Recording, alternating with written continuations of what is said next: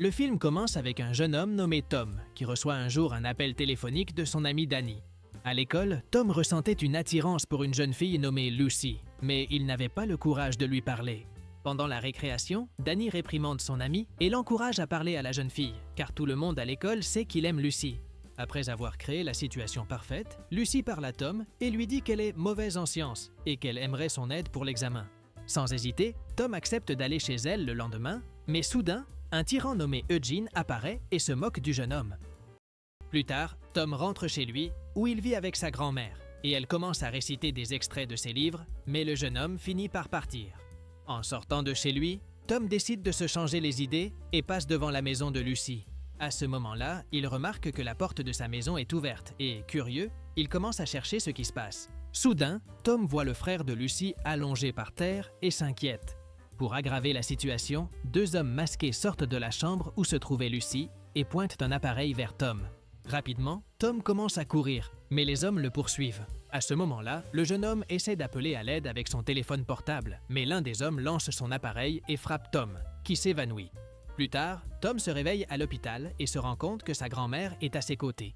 Après cela, le médecin arrive et explique que l'opération a sauvé la vie du jeune homme, mais qu'un gros problème est survenu. Des fragments du téléphone portable détruits sont restés coincés à l'intérieur de lui. De retour à la maison, Tom regarde le taximètre et les chiffres commencent à envahir son esprit. C'est pourquoi Tom s'évanouit et, finalement, se réveille chez lui.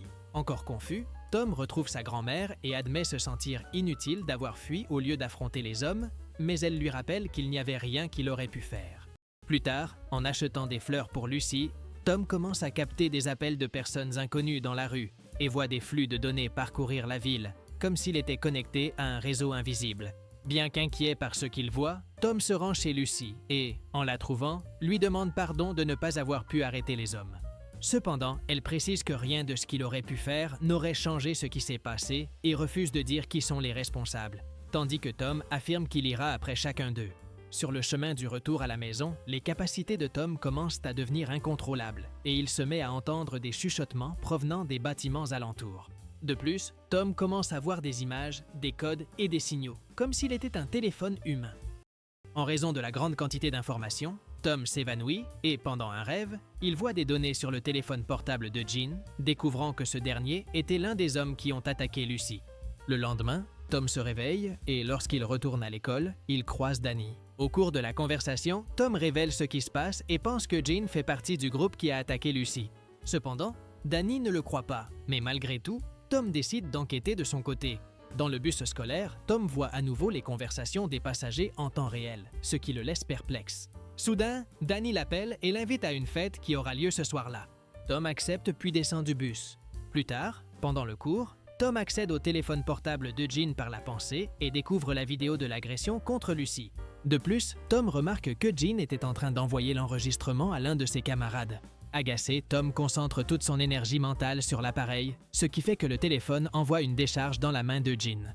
Le soir, Tom se rend à la fête à laquelle Danny l'a invité, et alors qu'il essaie de se détendre sur un canapé, son esprit se met à travailler et il associe certains accessoires portés par les agresseurs aux amis de Gene présents à la fête. Décidé à agir, Tom s'approche de Gene, qui se sent mal à l'aise en sa présence. Avant qu'un conflit n'éclate, Danny apparaît et pousse Tom hors de la fête.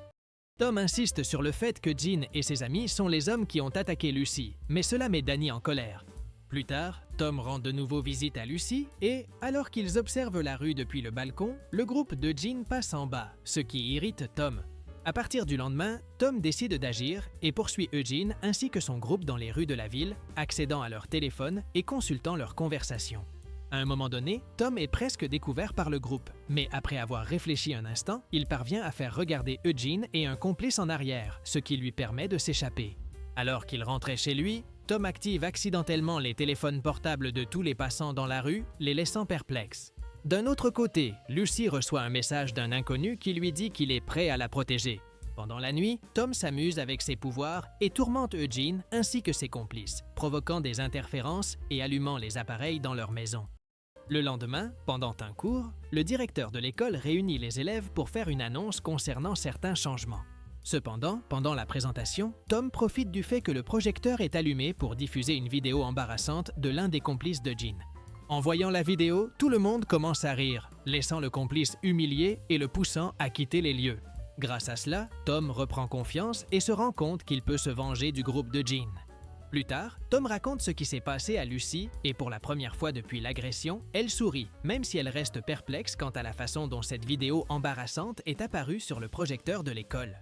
Après cela, Lucy discute au téléphone avec l'inconnu qui lui avait envoyé un message la veille au soir, sans savoir qu'il s'agissait en réalité de Tom lui-même. En secret et en utilisant ses pouvoirs, Tom lui demande comment elle a été attaquée. Lucy répond que cette nuit-là, son frère avait été invité à rejoindre le groupe de Gene, mais en refusant, ils ont attaqué aussi bien lui qu'elle. Ensuite, Lucy, curieuse, demande le nom de l'inconnu et il dit s'appeler Hi-Boy. D'autres rencontres entre Tom et Lucy ont lieu et, à chaque fois, ils se rapprochent davantage. Une nuit, après une nouvelle rencontre, les deux sont encerclés par Eugene et ses amis qui sont convaincus que Tom est responsable de les tourmenter. Pour se protéger, Tom active ses pouvoirs et envoie un message à Eugene et au groupe, leur disant qu'ils poursuivent la mauvaise personne. Déconcertés, Eugene et son groupe reculent, et Tom et Lucy profitent de la confusion causée par le message anonyme pour s'enfuir en courant. Toujours inquiète, Lucy fait ses adieux à Tom et rentre chez elle. De son côté, bien qu'il soit également préoccupé, Tom n'a pas l'intention de renoncer à sa vengeance contre Eugene. Quelques heures plus tard, lorsque Eugene et ses amis montent dans la voiture pour quitter une ruelle, les portes se verrouillent toutes seules.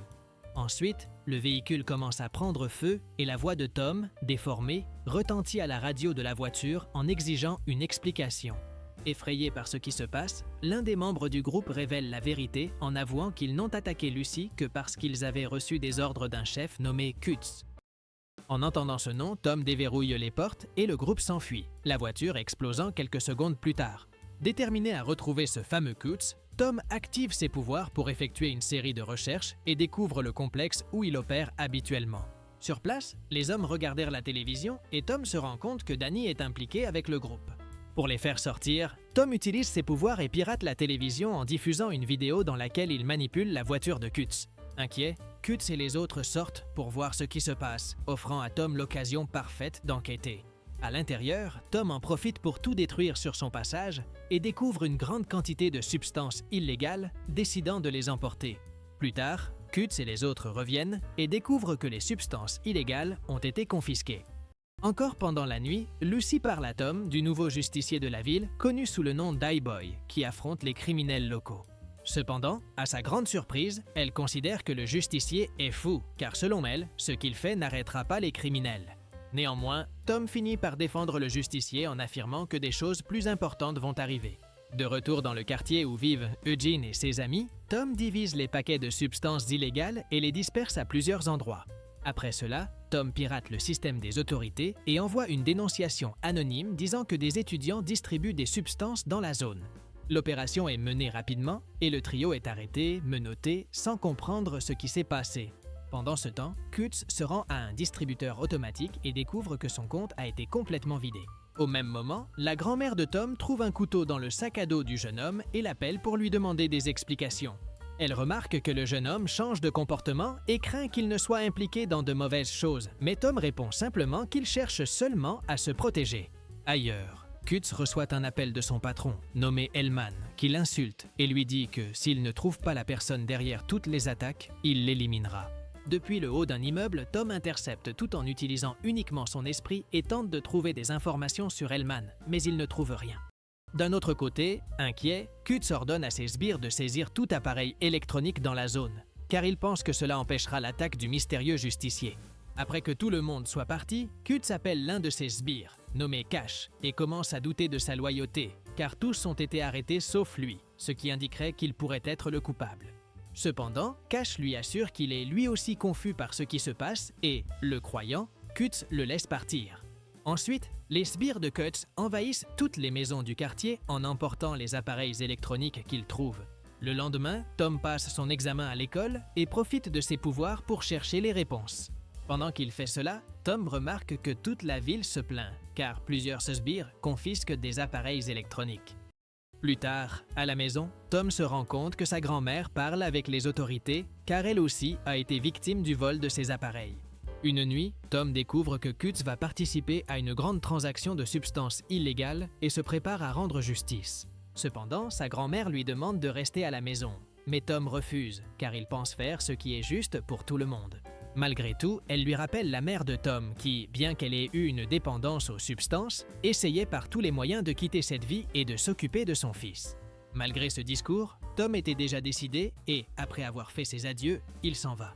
Inquiète, la grand-mère de Tom sort dans la rue et trouve un groupe de jeunes jouant au basketball. L'un de ces jeunes était Danny, avec qui elle discute et à qui elle demande d'essayer de convaincre Tom d'arrêter ses vengeances. En entendant cela, Danny commence à soupçonner que Tom pourrait vraiment être la cause de tous les problèmes.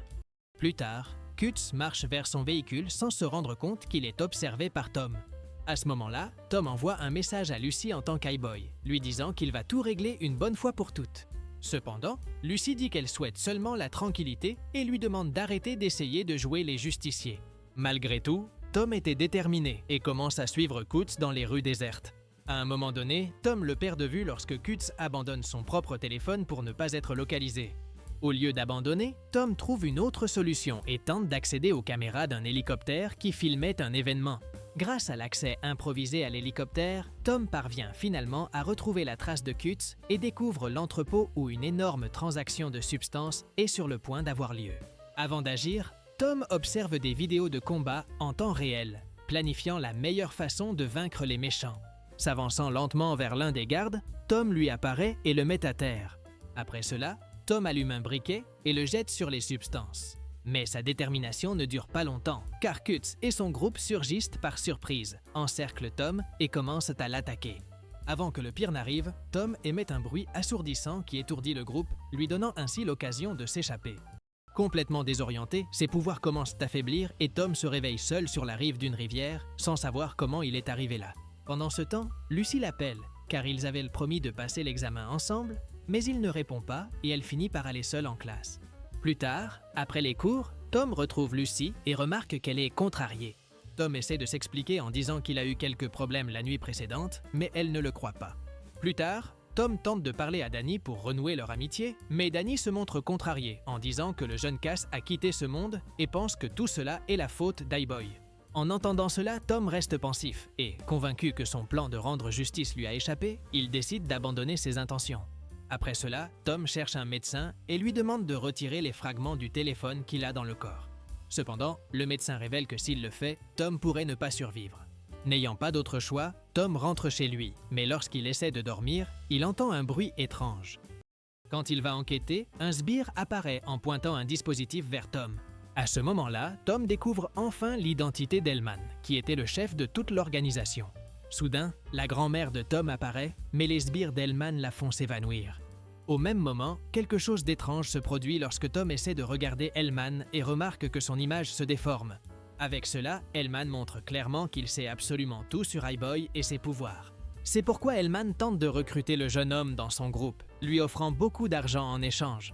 Cependant, Tom refuse l'offre et, furieux, Hellman l'attaque et lui ordonne de localiser Lucy grâce à ses pouvoirs. Lorsque Tom s'exécute, il voit Lucy attachée et entre les mains de Jean ainsi que d'autres sbires. Ensuite, Hellman dit à Tom d'accepter l'offre pour qu'il n'arrive rien à Lucy. De plus, Danny apparaît, ce qui permet à Tom de découvrir qu'il a été trahi par son meilleur ami en échange d'argent. Finalement, Hellman ordonne à Tom de transférer de l'argent sur son compte bancaire et, sans autre choix, le jeune homme obéit en piratant la banque par la pensée. Cependant, en même temps, Tom active le téléphone de Jean et envoie un signalement aux autorités. Peu de temps après, les autorités arrivent rapidement, mais Eugene et les autres se cachent avec Lucy. Lorsque les autorités repartent sans trouver personne, Lucy profite de la distraction des sbires d'Hellman et s'empare de l'un de leurs dispositifs. Inquiet, il la supplie de ne rien faire et la jeune femme commence à se confier sur le jour où elle a été attaquée, les tenant pour responsables de tout. Ensuite, Lucy leur ordonne de s'agenouiller, se préparant à les attaquer, mais elle n'y parvient pas. Alors, elle décide de partir, mais sur le chemin, elle tombe sur Hellman, qui traîne Tom jusqu'au même endroit. Là, le méchant exige que Tom continue à transférer de l'argent pour lui, mais Tom élabore un nouveau plan. Grâce à ses pouvoirs, Tom fait exploser le téléphone portable du méchant, bien qu'Hellman parvienne à le lancer au loin avant que cela n'arrive. Ensuite, Tom fait exploser tous les téléphones des sbires, les empêchant ainsi de l'attaquer. Profitant de la distraction, Lucy parvient à se libérer des griffes de Eugene et Tom court affronter Hellman. Soudain, Hellman apparaît et frappe Tom, le faisant tomber au sol. Ensuite, Hellman l'attaque de nouveau et voyant qu'il est en danger, Tom active ses pouvoirs et émet un son aigu pour tenter d'arrêter le méchant. Cependant, cela ne fonctionne pas et Hellman le frappe à nouveau. Après, Hellman prend un appareil pour éliminer Tom, mais Lucy apparaît et alerte le méchant. Avec un appareil en main, Lucy essaie de l'attaquer, mais l'appareil tombe en panne. Furieux, Hellman jette Lucy au sol et voyant qu'elle est en danger, Tom active son pouvoir maximal, générant un courant électrique qui renverse instantanément Hellman et le vainc. Ensuite, Tom ne supporte pas la quantité d'énergie libérée et s'évanouit sur le sol. Après plusieurs jours de récupération, Tom se réveille à l'hôpital et voit sa grand-mère à ses côtés. Quelques semaines plus tard, Tom essaie de reprendre une vie normale et retourne à l'école. Là-bas, Danny le retrouve dans la cour et tente de s'excuser pour ses trahisons et pour les informations qu'il a fournies au groupe de méchants. De plus, Danny lui propose l'argent qu'Hellman lui avait donné en échange de ces informations, mais Tom refuse et met fin à son amitié avec son meilleur ami. Dans la scène finale, Tom et Lucy se retrouvent au sommet d'un grand immeuble, faisant un pique-nique ensemble et s'amusant. À un moment donné, alors qu'ils contemplent toute la ville, ils s'embrassent et décident de se soutenir mutuellement. Et c'est ainsi que le film se termine. Si tu as aimé cette vidéo, n'oublie pas de t'abonner à la chaîne, de mettre un like et profitant pour découvrir d'autres résumés incroyables qui sont disponibles pour toi.